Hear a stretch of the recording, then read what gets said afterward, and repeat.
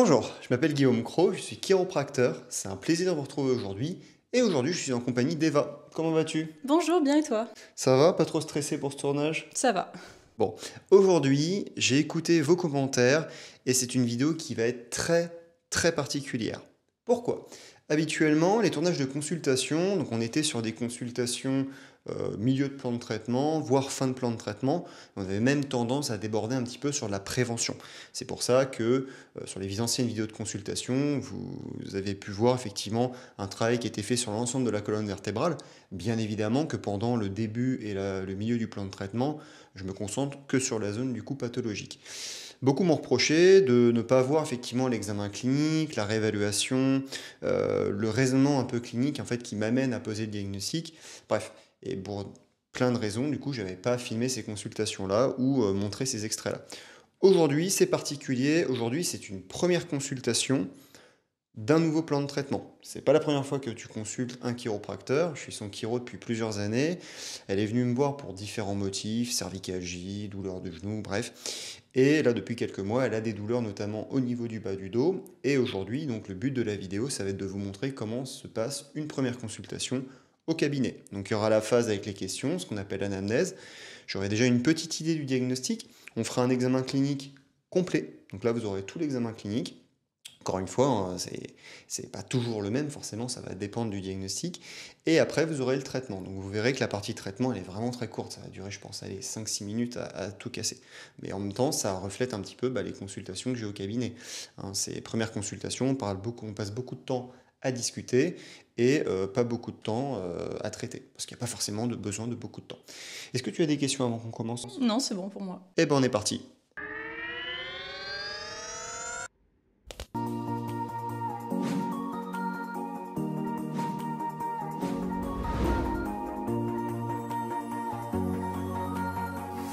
Du coup, on va attaquer la partie de la première consultation qu'on appelle l'anamnèse. Donc l'anamnèse, c'est un moment clé où le thérapeute, le professionnel, va chercher des informations en vue de poser un diagnostic, ou du moins avoir quelques pistes diagnostiques. Et une fois qu'on a toutes ces pistes diagnostiques, on va faire un examen clinique pour trancher et voir éventuellement si on peut poser un diagnostic. Bon. Dans son cas, ce qui est assez particulier, c'est que j'ai déjà vu dans le passé, donc tout ce qui fait référence à ses antécédents médicaux, chirurgicaux, l'hygiène de vie, le sport, tabac, alcool, etc. J'ai déjà ces informations-là, à moins qu'il y ait eu une grosse nouveauté, mais je ne pense pas. Donc pour une raison de secret médical, je ne vais pas vous donner ces informations-là, il ne faut pas abuser non plus. Mais pour vous donner une idée des questions que je pose, hein, pour l'anamnèse générale, par exemple, le poids, la taille, est-ce qu'il y a eu des grosses fluctuations de poids récemment? Bon, pas de taille, hein, elle a fini sa croissance, vous en doutez bien. Est-ce qu'elle est gauchère, droitière? Est-ce qu'elle a eu de la fièvre récemment? Est-ce qu'elle fait du sport? Si oui, lequel? Combien de fois par semaine? L'intensité, fréquence, etc. Et d'ailleurs, elle, en l'occurrence, elle fait beaucoup de sport. Musculation, c'est ça? Oui, c'est ça, salle de sport. Voilà, plusieurs fois par semaine. Est-ce qu'elle prend de l'alcool, tabac, drogue, un régime alimentaire particulier? Est-ce qu'elle a un rééquilibrage alimentaire? C'est plein de petites informations qui peuvent être pertinentes à aller chercher. L'hydratation, est-ce qu'elle boit suffisamment d'eau? Café, thé. Alors café, thé, c'est plus pour rechercher des excès. Voilà. Est-ce qu'elle dort bien? Donc, est-ce qu'elle n'a pas des difficultés à s'endormir? Est-ce qu'elle se réveille la nuit? Si oui, est-ce qu'elle se réveille la nuit suite à sa douleur ou à une autre douleur? Est-ce qu'elle se réveille la nuit parce qu'elle change de position et le fait de changer de position, ça relance une douleur? Ou est-ce qu'elle se réveille la nuit parce que c'est le fait de rester longtemps dans la même position qui redéclenche la douleur? Donc vous voyez, ces questions assez générales peuvent très vite s'affiner et pour le coup, ça peut donner des éléments cliniques vraiment très pertinents. Voilà. Dans quelle position elle dort, les antécédents chirurgicaux, fractures, entorses, tout ce genre de choses, la contraception ou pas, si elle est enceinte ou pas, et les antécédents parentaux familiaux. Voilà. Bien sûr, pour ceux que ça n'intéresse pas cette partie-là, hein, vous pouvez passer directement à la pratique. Mais là, aujourd'hui, encore une fois, on prend bien le temps, c'est vraiment pour que vous ayez une idée. Et je sais qu'il y a plein de petits curieux qui, du coup, vont bien apprécier ce format-là. Du coup, on passe à l'anamnèse du symptôme majeur. Donc là, on va s'intéresser à sa douleur, ses symptômes. Donc c'est un moment où j'ai posé plein de questions, je vais peut-être expliquer certaines choses pour vous, je ne sais pas, ça va dépendre vraiment du moment. Encore une fois, je n'ai pas l'habitude de filmer cette partie-là. Alors, très cher, ça fait combien de temps que tu as mal? Quelques mois. Et j'ai tapé en même temps parce que j'ai une mémoire de poisson rouge et que si je tape pas, je vais rien retenir du tout. Depuis quelques mois, ça a apparu spontanément à la suite d'un choc? Spontanément. Spontanément, ok. Ça a apparu progressivement ou d'un seul coup du jour au lendemain? Progressivement. Ça marche. Progressivement. Ta douleur, tu la ressens à quel endroit exactement? Dans le bas du dos. D'accord, vraiment juste au-dessus des fesses, c'est ça? Ouais, c'est ça. Ok. Tu ressens quoi? Tu sens une sensation de barre, de pincement? Plutôt de barre. Sensation de barre? Ok. Est-ce que c'est comme un point qui a tendance à se diffuser un peu en barre ou... Oui, Ok. je pense. Ça marche. Bon, après, c'est difficile de caractériser sa douleur pour un patient, hein. Il y en a, ils sauront pas, hein. Ok. En barre. Ok, il n'y a pas de douleur qui se propage au niveau de tes fesses, cuisses, jambes? Un peu, si, un petit peu. Ok, c'est-à-dire, tu ressens quoi? Il y a certains moments dans la journée où parfois tu peux sentir quoi? Tu sens quoi? Un tiraillement, une décharge électrique? Je saurais pas trop dire, peut-être ouais, l'un ou l'autre, peut-être un tiraillement. C'est pas comme si tu appuyais sur un bleu et que ça lance. C'est vraiment Non, je comme une pense sensation de petite pas. décharge. Peut-être, oui. Ok, ça marche. Et du coup, tu le sens au niveau de la fesse, puis ça descend pas en dessous de la fesse? Non, je crois pas. Juste fesse, ça marche. La gauche, la droite? Plutôt à droite. D'accord. Le matin, quand tu te réveilles, ta douleur, elle se déclenche tout de suite dès le réveil? Oui. D'accord, ok. Et est-ce que tu as l'impression que le matin au réveil, c'est, je sais pas, pendant un certain temps, c'est beaucoup plus pénible que le reste de la journée? Tu te sens raide au niveau du bas du dos? Au début, enfin le matin, oui, c'est un peu plus difficile. Ça dure combien de temps cette phase? Quelques minutes. Quelques C'est vraiment minutes. pas très long. Ouais. Ça marche. Ça, du coup, c'est ce qu'on appelle le déverrouillage matinal. Donc, c'est en fait, c'est le temps que met son corps, entre guillemets, à se déverrouiller. Et dans le cas de certaines pathologies, ça peut mettre 20, 30, 40 minutes. Elle parle de quelques minutes, donc il n'y a pas de vrai déverrouillage matinal en tout cas. Ok. Ça marche quand tu éternues ou tu tousses, ça te redéclenche ta douleur? Parfois, oui. Parfois, ok. Donc ça, c'est ce qu'on appelle l'impulsivité. En général, c'est plutôt associé à du discal, parfois impulsif. Juste à l'éternuement ou à la toux aussi? Je tousse pas spécialement, mais un petit peu, D'accord. si ça m'arrive. Oui. À la toux, éternuement, ok. La douleur te réveille pas la nuit? Non, Non. Ok. non, non. Et tu te réveilles la nuit? Non. Non. Ouais, dors comme un bébé, c'est très bien. Ok, ça marche. Pas de réveil nocturne douloureux. Ça fait bizarre de taper à l'ordi sachant qu'il y a une caméra qui m'observe et qu'il y a quelques centaines beaucoup de personnes qui me regardent. Ok, ça marche. Tac, tac, tac. T'as pas pris de médicaments pour ta douleur? Non, rien du tout. Je préfère éviter. T'es pas très fan des médicaments. Non. Je peux comprendre. T'as essayé de mettre du chaud, du froid pour soulager? Un peu de froid, parce Un que peu je de sais froid. que tu préconises. Du coup, pas plus de 20 minutes, j'ai bien retenu. Ouais, elle a un peu les cheat codes, elle connaît quelques astuces et bon, ça forcément ça aide. Ok. Et le froid, ça soulage? Un petit peu, oui. Quand je le mets, ça anesthésie un petit peu. Donc D'accord. ça aide. Du coup, ta douleur, donc, si je comprends bien, dès le réveil, ta douleur, elle se manifeste. Il y a un moment où quelques minutes, c'est vraiment très très raide, ça se déverrouille un petit peu. Et après, ta douleur, elle s'arrête ou elle persiste un peu le reste de la journée? Ça dépend, elle peut persister un petit peu. Et après, Ok. c'est le soir où c'est un peu plus... C'est surtout en fin de journée où ça remonte, c'est Voilà, ça? c'est D'accord. ça. Oui. Surtout si je suis restée assise longtemps. Ok. Comme j'ai écrit il n'y a pas longtemps, voilà, pendant une longue période, c'est vrai que j'étais souvent assise, même si j'essayais de varier les positions. Ça pouvait la redéclencher ou l'aggraver, entre guillemets, en fin de journée. Mais il y a des mouvements, donc ça c'est quand tu restes longtemps assise, mais il y a des mouvements qui redéclenchent la douleur? Si je me penche, par exemple, à la salle de sport pour du soulevé de terre, par exemple. Donc quand ça tu me- soulèves des ça charges va. lourdes, mais dans la vie de tous Ouais. les jours, quand tu te penches pour ramasser un objet, t'as pas forcément de C'est douleur. plus rare. C'est plus rare. Ouais. Ok. C'est surtout quand il y a vraiment un port de charge à la salle Voilà, de c'est sport. ça, Ok. exactement. Donc c'est surtout quand tu fais plutôt un mouvement de flexion, ça, quand tu te penches en avant? Ouais, c'est ça. Ok.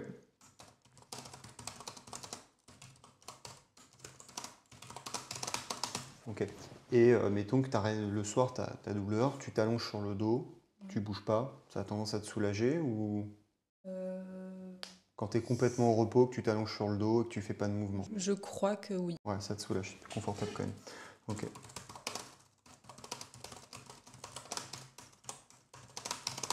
Ok. Il n'y a pas de faiblesse au niveau des jambes, tu marches, il y a une jambe qui lâche, tu manques de tomber. Alors, ça peut paraître un peu bizarre comme question, mais là en fait on cherche des signes neurologiques déficitaires. Est-ce qu'il y a une perte de force avérée? Est-ce qu'il y a une perte de sensibilité avérée? Tu n'as pas de partie de la fesse, cuisse que tu sens anesthésiée, comme si tu avais la sensation d'avoir la peau cartonnée. Non. Quand tu marches, tu n'as pas la sensation d'avoir la voûte plantaire un peu engourdie, comme si tu marchais sur du coton. Voilà, donc il n'y a pas de trouble de la sensibilité profonde, pas de trouble de déficit sensitivo-moteur. Voilà, c'est le terme. Je pose la question dans la mesure où elle a parlé un petit peu de tiraillement au niveau des fesses, donc ça ressemble effectivement à une petite irradiation une douleur plutôt type neurologique. Et du coup, j'essaie d'évaluer à quel point effectivement il y a une cause neurologique ou pas, ou des symptômes neurologiques. Voilà, bref. Ok, ça marche. Pas de nausée, pas de vertige. Ok, donc ça, ta douleur, tu l'as donc depuis quelques mois. Est-ce qu'il y a des moments, ces derniers mois, où la douleur est beaucoup plus marquée? Quelques jours, oui, il y a eu. D'accord. Du coup, il y a juste eu, je sais pas, quelques jours où là, ta douleur était beaucoup plus élevée par rapport à d'habitude, ou il y a certaines phases comme ça Il y a certaines phases comme ça, enfin, on appelle ça comme ça, oui. D'accord. Et ça dure combien de temps, du coup? C'est Quelques jours. quelques jours? Ok.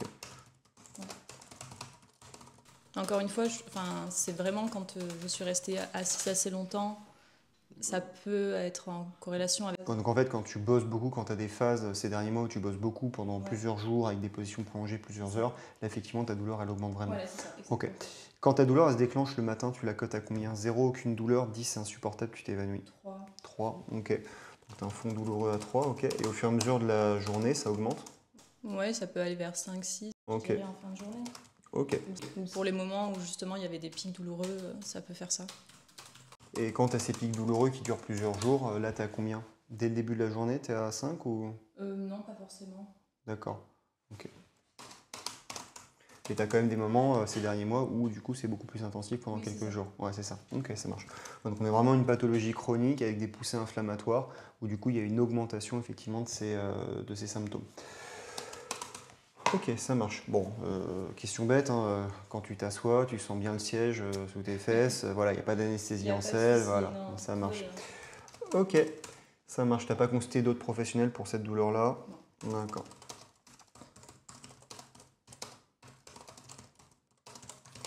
Sachant que de toute façon, là je pose l'ensemble de ces questions-là, mais parfois je suis humain, ça m'arrive d'oublier des questions et je repose des questions plus tard. Voilà. Ok, bon là grosso modo j'ai quand même beaucoup d'informations, voilà, sachant que encore une fois c'est pas juste sur ces infos-là qu'on pose vraiment un diagnostic, il faut quand même faire un examen clinique. C'est-à-dire qu'en fait un diagnostic se pose à partir d'un faisceau d'arguments. Plus j'ai des éléments, des informations qui convergent vers un diagnostic, plus je suis plus ou moins sûr du diagnostic. En tout cas par rapport à ce qu'elle me décrit, on est sur une douleur donc à rythme mécanique, donc c'est surtout déclenché au mouvement ou lors vraiment des positions prolongées. C'est pas le mouvement qui va la soulager en tout cas. C'est une personne sportive, donc forcément quand elle va se pencher pour ramasser un stylo, elle va pas forcément ressentir de douleur, mais dès qu'elle sollicite son corps sur des mouvements port de charge, donc en flexion, là ça tend à déclencher la douleur. Là a priori on est plutôt sur une affection type discale, on a une impulsivité lors des phases vraiment aiguës.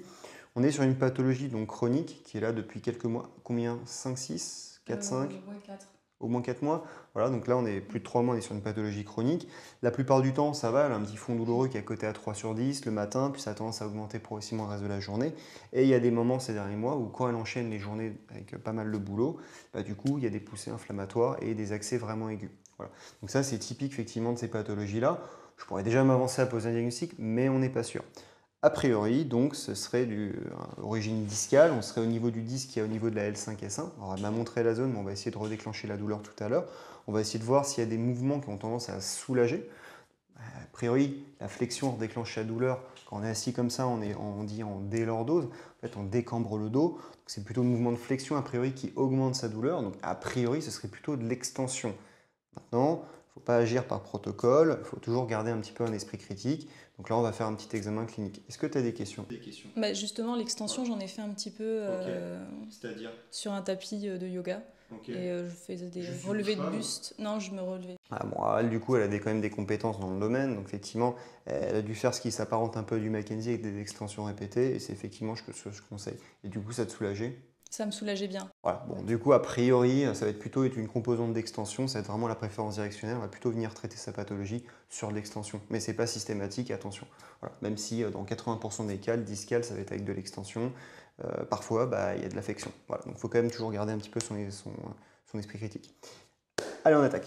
Du coup, on va commencer l'examen clinique. Alors, examen clinique, je vais toujours commencer par une analyse statique. Pour ça, je vais te laisser te mettre dos à moi. Ou d'ailleurs, même tu vas te mettre dos à la caméra. Voilà, comme ceci. Donc en fait, moi, ce que je vais venir regarder, c'est ce qu'il y a une position antalgique. Donc en fait, est-ce qu'elle est comme ça, est-ce qu'elle est bloquée comme ça? Enfin, bloquée. Est-ce que son corps prend une position pour éviter une douleur? Donc ce qu'on appelle une position antalgique. Là, je pense que vous êtes tous d'accord pour dire que non. D'accord? Tu peux te remettre tranquillement, voilà, comme ceci. Attention, il y a plein de professionnels que je ne citerai pas, mais je pense que c'est une erreur quand même qui est commune chez pas mal de professionnels. C'est l'erreur qui consiste à dire vous avez le bassin décalé, vous avez une jambe plus courte que l'autre, je vais vous remettre le bassin en place. Non, non, non. Le bassin, il ne se décale pas. C'est un accident de voiture qui déplace un bassin. Non. Et la seule façon de voir s'il y a vraiment des jambes plus courtes anatomiquement, c'est de faire une radio en fait et de mesurer les os. Donc on ne peut pas savoir ce genre de choses. Donc méfiez-vous quand on vous dit vous avez le bassin décalé, on va le remettre en place, ou alors vous avez une jambe plus courte que l'autre. Ça ne fonctionne pas. Ok, bon là il n'y a pas de position antalgique, je vais te demander de te pencher en avant et d'essayer de toucher le sol avec tes doigts si tu y arrives. Si ça fait mal, tu me dis. Ça commence à faire mal là. Dès là, ok, si tu descends un peu plus. Je peux descendre un peu plus, mais c'est un... Ça augmente. Ouais. Ok. Les bras en l'air le plus possible. Super. Et tu vas partir en arrière le plus possible. Ok. Tu peux te redresser. Une douleur? Ça va. Ça va. La main droite, enfin la main gauche sur la cuisse gauche comme ceci. Tu descends le plus bas possible. Ok. Tu peux te redresser. Une douleur? Non. Ok. À droite le plus possible. Ok. Une douleur? Non plus. Ok. Je bloque ton bassin et je te laisse tourner ton buste le plus possible vers la gauche. Ok. Ça va? Oui. Et à droite? Ça va? Oui. Ok. Test de Kemp, pour ceux qui connaissent. La main gauche sur la fesse gauche et tu vas descendre le plus bas possible ta main sur ta cuisse. Vas-y. Parfait. Tu peux te redresser. Est-ce qu'il y a une douleur? Oui. Ça redéclenche où? Ça redéclenche ici et ça irradie un peu au niveau de la fesse. D'accord, enfin tu sens comme un tiraillement un peu électrique, c'est ça? Ouais. Ok. Même chose avec la droite. Ok, tu peux te redresser. Est-ce que ça t'a eu une douleur? Oui, c'est la même chose, c'est un peu plus fort. Un peu plus fort, ça marche. Manœuvre de Kemp à droite est quand même positive, enfin des deux côtés, mais à droite c'est quand même plus marqué. Ok, ça marche. Je vais te laisser t'asseoir s'il te plaît en direction de la caméra. Alors, tac, on va tester. Donc là, on a fait les amplitudes de mouvement actifs, c'est la patiente qui le fait. Là, maintenant, on va les faire en passif, donc c'est moi qui le fais pour la patiente. Alors, je vais te demander de mettre ton bras gauche comme ceci et le droit comme ceci. La tête vers le bas. Voilà, tu t'enroules tranquillement. Ok, dès qu'il y a quelque chose qui redéclenche une douleur, tu me dis. Ça me fait un peu mal. Là, un peu. Ouais. Et si je vais chercher là? Ouais, c'est plus fort là. Ok.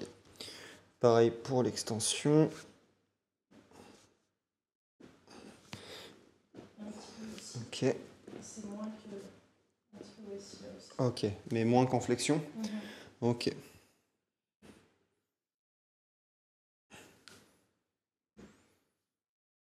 Ça va? Ça va. Ok.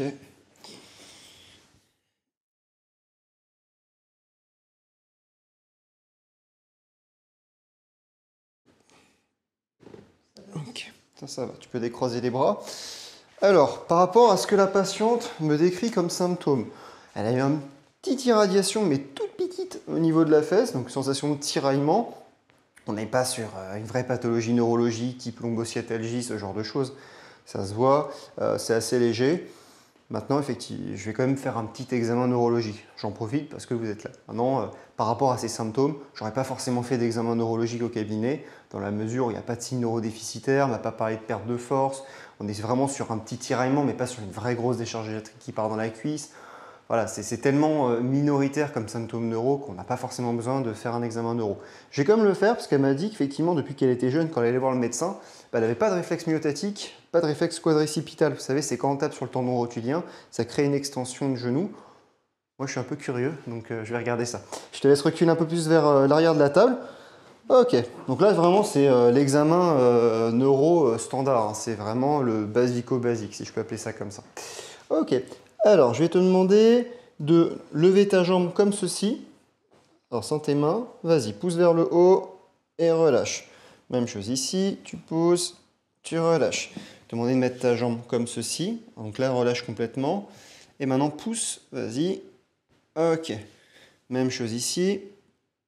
Ok. Je te demandais du coup de redresser tout ton pied donc vers le haut, vas-y.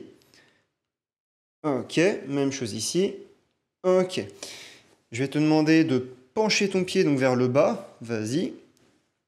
Ok. Pardon. Même chose ici. Vas-y, pousse. Ok. Je te demandais de remonter ton gros orteil vers le haut. Vas-y. Allez, allez. Ah si, c'est bon, elle a de la force. Vas-y, ici aussi. Ok, donc là on teste la force musculaire, les myotomes. Rien à signaler. Dermatome, donc on va regarder, c'est la sensibilité cutanée. Bien évidemment, les consultes sont en sous-vêtements.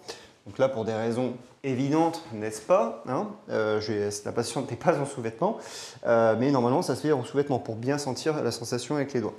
Alors, je vais venir appuyer à différents endroits. Tu vas me dire si tu sens plus d'un côté que de l'autre. D'accord? Ouais. C'est pareil. C'est pareil. C'est pareil aussi.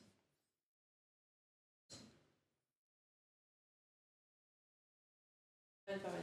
Voilà. Bon, j'ai fait rapidement, hein, mais encore une fois, ça se fait normalement en sous-vêtements et sans les chaussettes, bien évidemment. Ok, réflexe rotulien, je suis un peu impatient, je te laisse reculer un peu vers l'arrière de la table. Super, voilà, les jambes bien dans le vide. Voilà, comme ceci, moi je vais faire comme ça elles sont bien relevées. Ok, tu regardes le magnifique tableau de Ramsès II. Il n'y a aucun réflexe. On va regarder l'autre côté. Est-on face à une aréflexie du tendon rotulien? Eh oui. Je vais regarder pour les autres. Ça j'ai.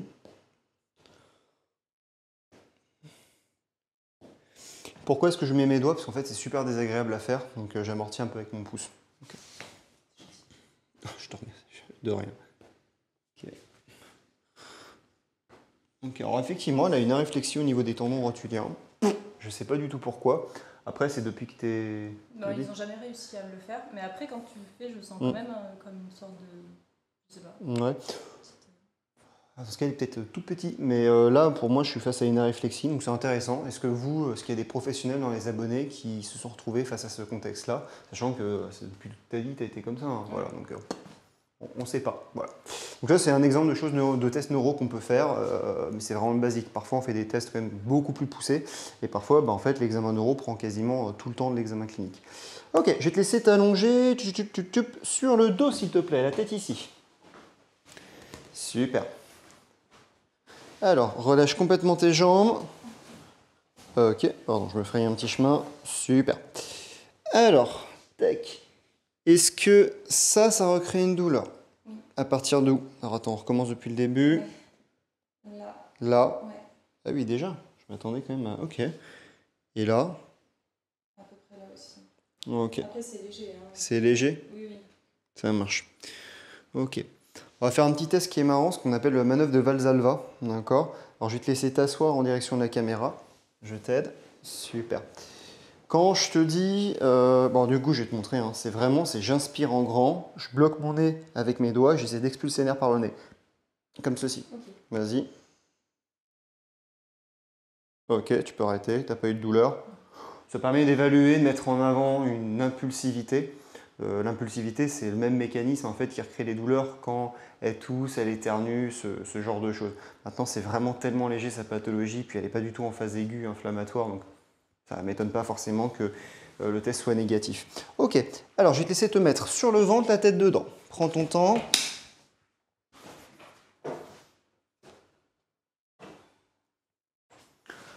Ok. Alors, test de la sonnette de la clé, j'appuie à différents endroits. Dès que ça te redéclenche une douleur, tu me dis. Là, pile poil ici. Ok, donc là je suis au niveau du disque L5S1. Pour le traitement, je rapprocherai la caméra, mais là c'était pour éviter de faire 25 milliards de cuts. Du coup, ça redéclenche la douleur en L5S1. Là j'ai quand même assez d'éléments pour dire qu'a priori, l'origine de sa pathologie est discale. En tout cas, la cause principale de sa pathologie est discale. Bon. Maintenant, on va essayer de voir quelle est la préférence directionnelle. Quelle est l'amplitude qui va améliorer ces symptômes? On se doute qu'il y a de fortes chances que ce soit la flexion qui aggrave et l'extension qui augmente. Mais maintenant, on va le constater par nous-mêmes. Alors, je vais faire une petite mobilisation. Je te laisse inspirer en grand. Et souffler. Et inspire. Et tu souffles. Et inspire. Et tu souffles. Et inspire. Et tu souffles.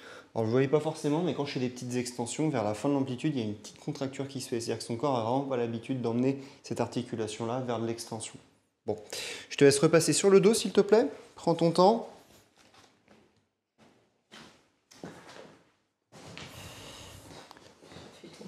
Oui, si tu tombes, là, le diagnostic va être encore plus simple. Alors, détends complètement tes jambes. Celle-là aussi. On reteste dès que ça fait mal. Tu me dis. Un peu là, je le sens un peu, mais mieux que tout à l'heure. Je suis assez d'accord. Là aussi. Ok. Plus quand même celle-ci que l'autre. D'accord, mais globalement, c'est mieux par rapport à tout à l'heure. On va voir. On va faire la flexion aussi. Tac. Allez, quelques petites flexions. Là, ça va faire une super idée de miniature.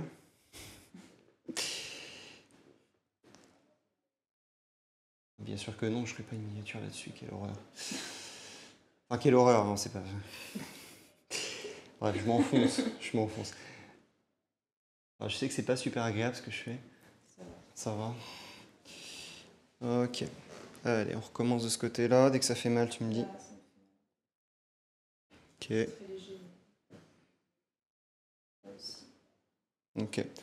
Bon voilà, donc là clairement ça se voit, hein, c'est la flexion qui aggrave et l'extension qui soulage. Donc là déjà on a notre préférence directionnelle, donc on sait effectivement avec quelle amplitude de mouvement on va travailler. Je commence un peu fatigué. T'as pas de questions pour le moment? Ça marche. Je te laisse passer assise s'il te plaît. Prends ton temps.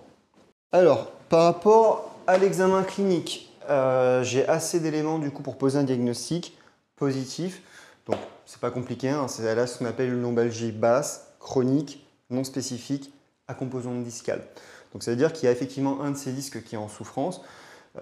Et par rapport à sa pathologie, ça va être plutôt les mouvements d'extension qui vont avoir tendance à soulager sa douleur. Cette pathologie-là, donc, ce qui fait référence au disque, en général, c'est plutôt l'extension naturellement qui soulage. Maintenant, il ne faut pas oublier qu'il y a toujours des exceptions, il faut garder cet esprit critique et retester quand même systématiquement la flexion. Sait-on jamais, parce que parfois il y a des patients, c'est la flexion qui va les soulager, alors pourtant c'est du discal. Voilà. Dans l'idée, c'est ça. C'est une pathologie vraiment qui n'est pas grave. Après, elle est sportive, elle a une super hygiène de vie, donc forcément ça aide. Et en fait, ça explique pourquoi est-ce que elle a une douleur de fond qui est présente tout le temps, hein, depuis plusieurs mois, mais il y a certains moments où c'est un peu plus intense. Il y a des poussées inflammatoires aiguës, et c'est aussi pour ça que le fait de mettre du froid, ça va la soulager, parce que le froid va calmer du coup l'inflammation. En automédication, elle a déjà eu l'idée de faire des extensions répétées, donc en fait, elle a déjà par elle-même trouvé un petit peu des bouts de solution. Donc c'est déjà très très bien, et j'ai pas beaucoup de patients qui sont dans ce cas de figure-là. Bien évidemment, donc toutes ces pathologies-là, donc ça rentre dans les pathologies qu'on appelle les troubles musculo-squelettiques. L'une des choses les plus importantes, c'est la réassurance. Donc s'expliquer aux patients, c'est pas grave, ça va aller, c'est léger, c'est pas grave, voilà. Il ne faut surtout pas qu'elle stresse, qu'elle ait de la kinésiophobie, le fait d'associer un mouvement à une douleur et d'avoir peur quand elle se penche en avant. Et globalement, ça va. Mais en tout cas, ça fait partie des modalités thérapeutiques. Voilà. J'ai pas d'autres mots plus simples malheureusement. Du coup, on va pouvoir commencer le traitement. T'as pas de questions? Non, c'est bon. Eh bien, on attaque. Du coup, on va commencer le traitement. Donc, relâchement au niveau des grands fessiers. Je prends un contact juste ici. Ça va être douloureux au début. Je te laisse inspirer bien en grand. Et souffler.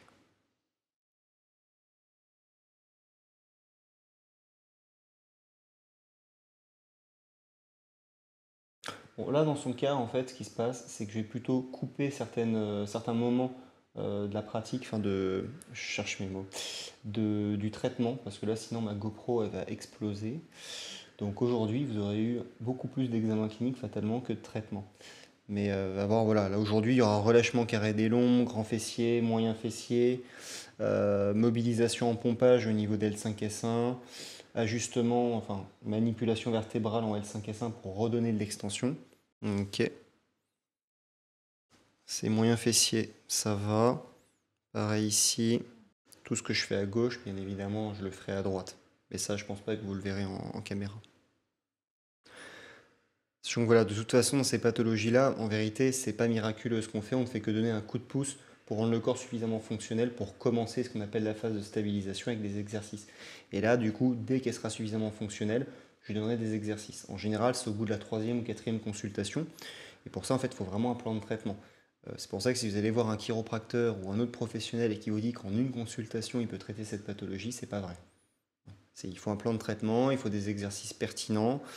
Dans son cas, elle aura de la neurodynamique, elle aura du Mackenzie avec des extensions répétées, étirement peut-être du psoas, avoir pas mal de choses. Ok, ça je te le fais hors champ. Une petite mobilisation, je te laisse inspirer en grand. Et souffle. Et inspire. Et tu souffles. Et tu souffles. Et tu souffles. Ok. Alors, je te laisse passer sur le dos, s'il te plaît. Prends ton temps.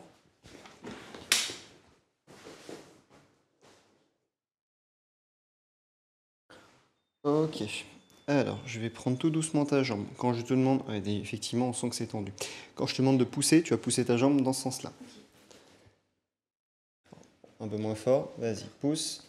1, 2, 3, 4, 5. Et on relâche. Et tu pousses. 1, 2, 3, 4, 5. Et relâche. Et tu pousses. 1, 2, 3, 4, 5. Et relâche. Ça, c'est beaucoup plus pertinent de faire cet exercice-là plutôt que l'exercice où ils croisent les jambes comme ça. Et en fait, ils viennent chercher leurs jambes et pousser. Parce que du coup, ça entraîne un enroulement du bassin. Et typiquement, dans sa symptomatologie, en fait, dans le cadre de sa pathologie, ça va lui faire plus mal qu'autre chose. Là, l'avantage, c'est que du coup, c'est moi en fait qui fais le mouvement. Et du coup, ça lui fait pas décoller le bassin et elle part pas en fait en flexion. Ok. Bon, il y a des choses que vous n'allez pas voir cette fois-ci en traitement. On relâchera du coup en dehors de la caméra le psoas. Je ferai tout l'autre côté au niveau musculaire. Et on va faire une manipulation en extension que je vais te laisser te mettre sur ce côté vers moi. Prends ton temps. Oui, tout à fait. Voilà, c'est parfait. Je vais venir plier la jambe juste ici. Et l'autre, on va venir bien l'attendre. Super, je te mets un peu plus. Comme ceci. Voilà. Alors, quand tu es prête, je te laisse inspirer bien en grand. Et tu... Ok, super. Avec mes coudes qui craquent. Ok, tu peux tranquillement te rasseoir. Prends ton temps. Du coup, on va faire une petite réévaluation. Alors désolé, il y a une grosse partie du traitement qui a été squeezée, mais sinon on va avoir une vidéo beaucoup trop longue. Pour ceux qui ça intéresse, j'ai fait plein d'autres vidéos où je traite des lombalgies. Alors, on va retester donc la manœuvre de la SEG après le traitement. Dès que tu ressens une douleur, tu me dis. Là, un peu, là. Ok. Même chose de l'autre côté. Ah, bon, on va vraiment beaucoup plus loin. Je te laisse te mettre debout, s'il te plaît. Ok. Tu te mets dos à moi. Ok, je te demandais de te pencher en avant et d'essayer de toucher le sol avec tes doigts. Dès que tu ressens une douleur, tu me dis. Un petit peu là. Ok, tu peux te redresser tout doucement, mettre tes bras en l'air le plus possible et partir en arrière le plus possible. Un peu ici. Ok, tu peux te redresser. Je te laisse t'asseoir juste au niveau de la table. Vas-y, assieds-toi tranquillement. Ups. Alors, bon, globalement, vous avez vu, c'est beaucoup mieux au niveau des amplitudes de mouvement. C'est quand même assez rare que ce soit aussi spectaculaire en termes de différence. Et encore une fois, ce n'est pas parce que c'est mieux maintenant que c'est complètement guéri. Pour traiter une pathologie, il faut un vrai plan de traitement. Donc là, je la revois 3 à 5 jours après. Et à chaque fois, du coup, je vais espacer. Donc 3 à 5 jours après, la prochaine fois, une grosse semaine après. Chaque début de consultation, je pose des questions. Qu'est-ce qui est mieux? Qu'est-ce qui n'est pas mieux? Qu'est-ce qui a tenu ou pas? On fait une réévaluation, donc on reteste un peu, on fait un examen clinique beaucoup plus sommaire qui ressemble à celui qu'on a fait aujourd'hui pour voir éventuellement du coup si l'effet de la consultation a bien tenu. Dès que possible, je donne des exercices et vraiment les exercices c'est super important. C'est vraiment en énorme partie grâce aux exercices qu'on va avoir une amélioration au niveau de sa symptomatologie. De toute façon, faut surtout se dire, ça n'a rien de miraculeux, c'est pas une manipulation, éventuellement un craquement et lève-toi et marche. Ce serait beaucoup trop simple. Voilà, c'est pour ça qu'il faut vraiment que le patient soit acteur dans sa pathologie, qu'il comprenne sa pathologie, pourquoi il faut faire les exercices et comment les exercices agissent. Et ça commence à savoir comment réagir si jamais il y a une récidive, parce qu'on ne peut jamais être sûr à 100% qu'il n'y ait pas de récidive. Voilà. Donc ça veut dire que plus tard, si éventuellement dans 5-6 mois elle a une petite récidive, elle saura quel exercice faire, quel protocole faire, et le but étant de limiter les risques en fait de avoir du coup cette pathologie-là. Est-ce que tu as des questions particulières? Non, non, c'est bon. Non. Bon, vous avez vu, hein, cette deuxième partie de consultation était un peu plus dans le rush parce que j'avais peur au niveau de la GoPro. Et c'est aussi pour ça, vous comprenez que je ne fais pas forcément étalage du coup de l'examen clinique, la révélation dans mes vidéos de consultation. Ça prend beaucoup de temps et je pense qu'il y a quand même une bonne partie des personnes qui ne vont pas forcément être intéressées par ce contenu. Et moi, cette vidéo sera un peu comme une vidéo vitrine. Et pour ceux qui se demandent à quoi ressemble le début d'une première consultation, les questionnements, les examens cliniques, ils pourront du coup regarder cette vidéo. C'était la Chirocro, c'était un grand plaisir du coup de vous retrouver. J'ai hâte du coup de lire vos commentaires, je cherche un peu mes mots. Si vous avez des questions, vous m'envoyez un petit commentaire. N'hésitez pas à vous abonner, à liker la vidéo et à la partager. On compte de plus en plus d'abonnés sur la chaîne, vous n'imaginez même pas à quel point ça me fait plaisir. Bon courage à vous, c'était la Chirocro, merci. Merci, et au revoir. Au revoir.